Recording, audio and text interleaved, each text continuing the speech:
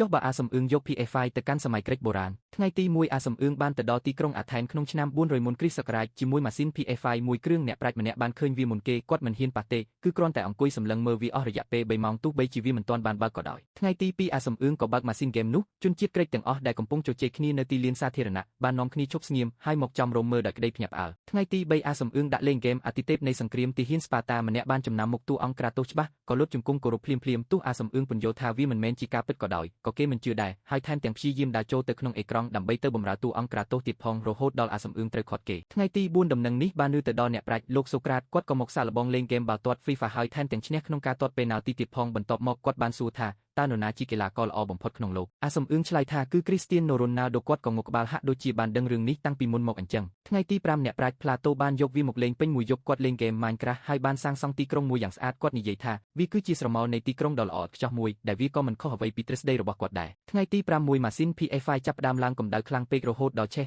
ហើយអេក្រង់ក៏រលត់ទៅវិញអ្នកប្រាជ្ញទាំងអស់នៅទីក្រុងអាថែនចាត់ទុកវាជាសញ្ញាដ៏ជ្រាលជ្រៅមួយសូក្រាតបានសម្លឹងមើលអេក្រង់ដែលងងឹតស្លុបនោះរួចនិយាយថារាល់អ្វីដែលបានចាប់ផ្ដើមវាតែងតែមានថ្ងៃបញ្ចប់ទៅវិញដូចគ្នាសូមអរគុណពួកអាចុយម្រាយដែលមើលវីដេអូដល់ចប់ហាហា